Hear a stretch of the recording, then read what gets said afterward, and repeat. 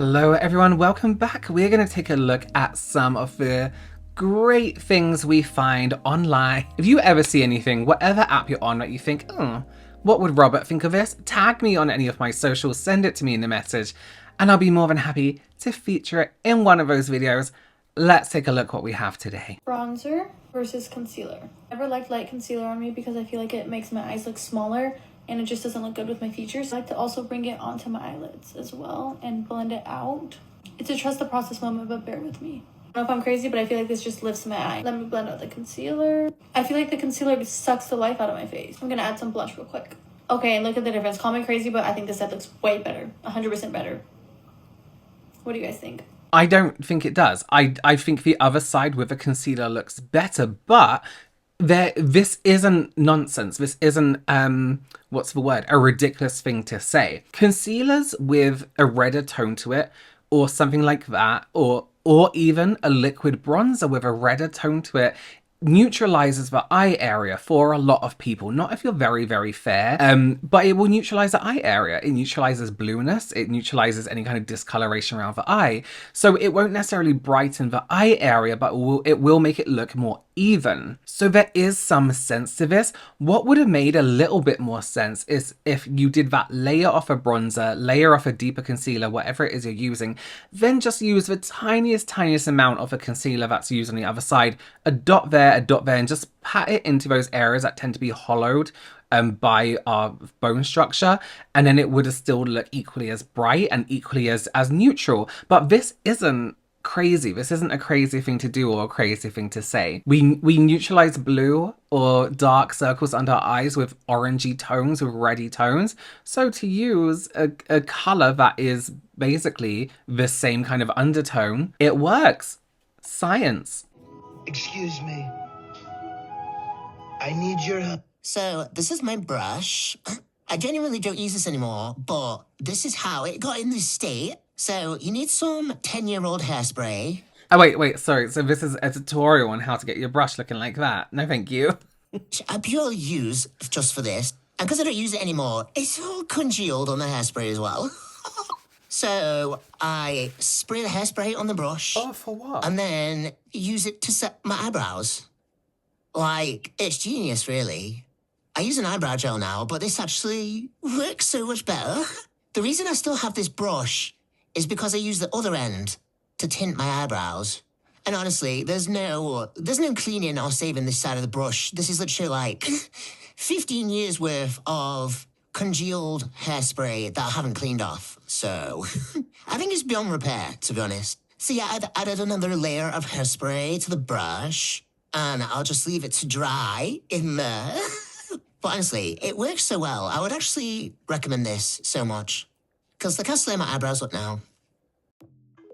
Eyebrows look great. However, why not just use a spatula or a butter knife or a spoon instead of using something that is literally congealed dirt and old products? And oh my God, put that under a microscope. Listen, people don't take sanitary things to do with your makeup, especially in your eyebrows or close to your eyes, seriously enough. Like, that's disgusting.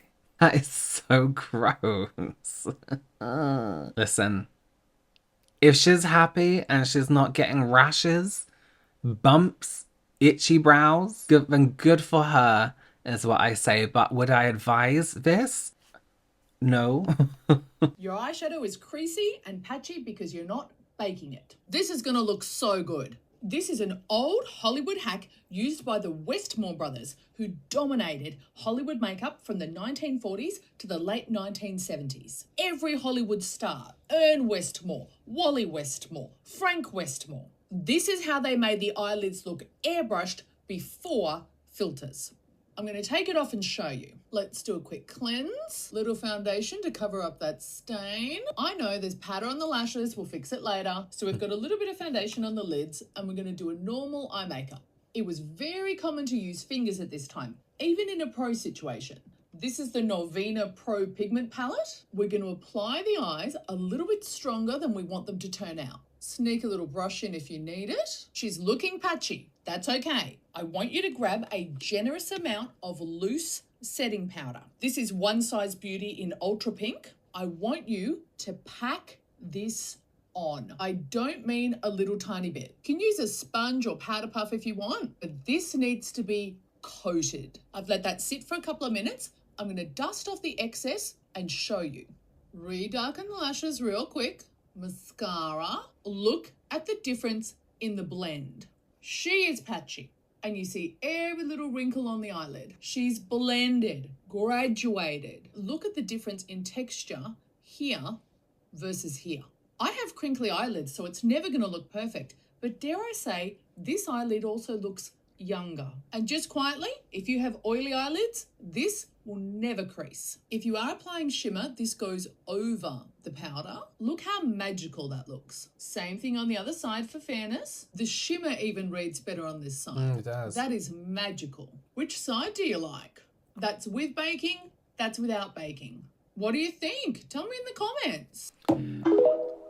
Now listen, as somewhat of a self-proclaimed, self-educated, not as good as other makeup historians, but as somebody who knows a lot about the history of makeup, the need to bake eye makeup probably was, I've never heard of this, but the need to bake eye makeup, bear in mind the new formulas of makeup are still quite relatively new. So maybe there would have been a need to bake back in the olden days, but not so much. I also know, looking at that the eye on the left of our screen wasn't her blending abilities, you know? I think a makeup artist could blend a lot more than that. Do I like this tip? It looked good. It looked really nice. However, the only one thing I would say about that is, on me, that wouldn't stop creasing on my lids because my eyelids are extremely oily. Oil is still going to come through your eyelids and break down makeup. Powder is just powder, really, on an oily surface, whether you bake it or not. What was the difference between baking that and adding another layer of eyeshadow? You know what I mean? So it will still crease if you have eyelids that crease. Fact. It looked nice. I don't know. Loads of people tagged me in that because I think they saw the word bake and I was like, But baking, maybe they didn't call it baking back in the day, was something they used to do because of the formulas.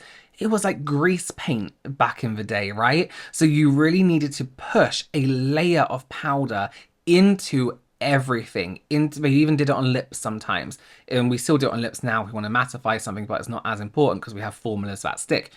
But they would push it into the foundation, leave it on, and then use one of those big handle paddle brushes to brush it all away because the formulas were different, because it needed it. It doesn't really need it anymore. So baking in general, due to formula changes, I don't think is necessary.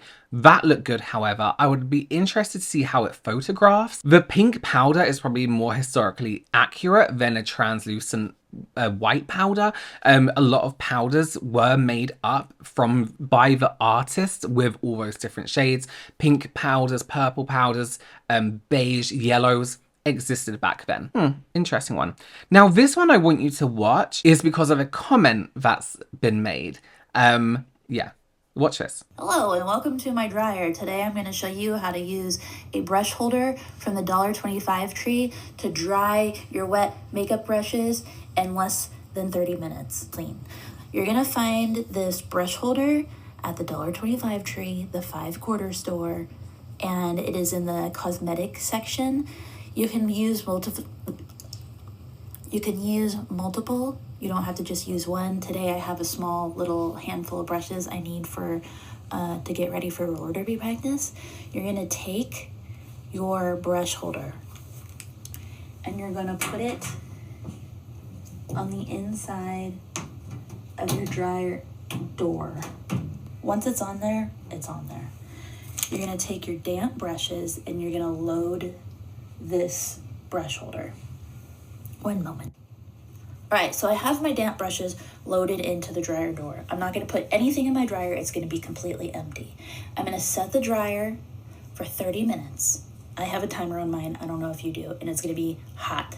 I'm not gonna do it on cold. And here's the reason why. I know all of you are typing out a paragraph right now saying if you make the glue in your makeup brushes hot, the bristles are going to fall out. But that's why I have my makeup brushes standing upward, because I'm gonna let them cool down in the same position. So the glue's going nowhere, guys. Nothing is happening, okay? This is gonna be fine. It has been fine. Trust me. If you don't trust me, use some of your Krabby brushes and see if it works for you. Why did I just get so frustrated? Okay, so I'm gonna close the door, I'm gonna set it for 30 minutes, and then when I open it, they're gonna be nice and fluffy and dry and ready to use. I have zero patience. I cannot wait for anything to dry. If I do wait for them to dry, I will lose them eventually, and then I will have to repurchase them, and then you end up like this. And it's not good, okay? So I hope you enjoy this. If you didn't, don't let me know. Bye! Okay, a few things. I want to look at a comment that was making this. There's a few things to touch on in that. I would not recommend a direct heat source on your brushes. The reason people say this is because it will heat up this area, the furrow, and the glue will start to melt, which in turn makes the brush bristles, the individual hairs, move slightly, right? It can do with the shape of a brush. It doesn't necessarily mean the hairs are falling out. It could just ruin the shape of a brush. Now, I have no issue with a slower heat of a product. There's no heat source being directed to the brush. Now, the reason I wanted to say this, and by the way, we've all been there with, well, I have anyway, a basket of brushes you need to clean. Now, somebody said this: as an esthetician and a makeup artist, I just want to add that the heat also helps kill any bacteria and prevents mold and mildew. I'm not sure how a slow heat on a damp brush, that's questionable. But what I want to focus on, somebody said, what about just using a blow dryer? Maybe even with the diffuser attachment. The person then replies, the makeup artist and esthetician then replies, yes, heat is a key element here. High heat. Incorrect. Factually incorrect. The dryer, fine. On the door, fine. Applying a direct heat source to your brush will ruin it. A hairdryer, a blow dryer, even with a diffuser, will ruin your brushes. 100% facts, right? It might not happen quickly. It will happen over time. This esthetician and makeup artist, let me tell you, is incorrect. People always use their, hi, I'm a esthetician, hi, I'm a something, to back up really terrible advice. That's not good advice at all. That is in fact terrible, damaging to your products advice.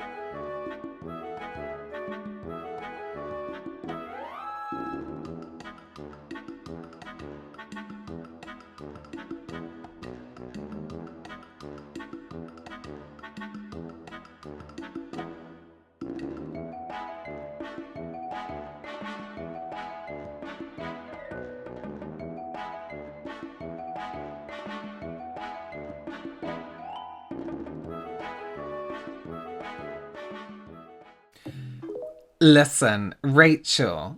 Is it Rachel? I have to say, I like this girl. I think she's really funny. I think she's extremely likable. However, this color on the face thing is getting a bit tired. We all know it's we all know it's rage baiting and all this kind of stuff.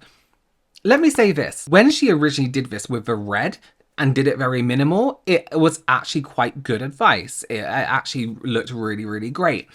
Underpainting, right? This green one, benefits of green cancels out redness. So of course you can use a little bit of green. This, however, does look grey. Okay, so the Tier foundation cushion is still going crazy. People love it. It's a great foundation. And they have released this filter, right? Where you can basically match yourself to one of the shades. Here, I have to suggest something because a lot of people are using this filter in artificial lighting, or they're using it with loads of makeup on, or they're using it like in a yellow room. You need to use this filter in daylight, outside, you know, middle of the day without the sun directly on you, or in front of a window, or just in very neutral lighting. Like, I wouldn't do it in front of this lighting now because it's not a reflection of how lighting is in general. So I'll show you exactly what I mean. When I use this filter in front of a window in daylight, it literally matches me to the shade that I use. And it's quite a good one because it's not the kind of filter where you have to, it chooses at random and it's like, here's your shade. You can go through the shades and match it up. So it's quite well done. But if you see any of these foundation matching filters, color matching filters, step outside your door, not in direct sunlight, and try it, right? Try it in a few different lightings. Don't do it under artificial lighting, you know, because that's not how that works. Okay, well, thank you so much for joining me. As I said, send me anything that you think I need to see, and I'll see you in the next one. Bye.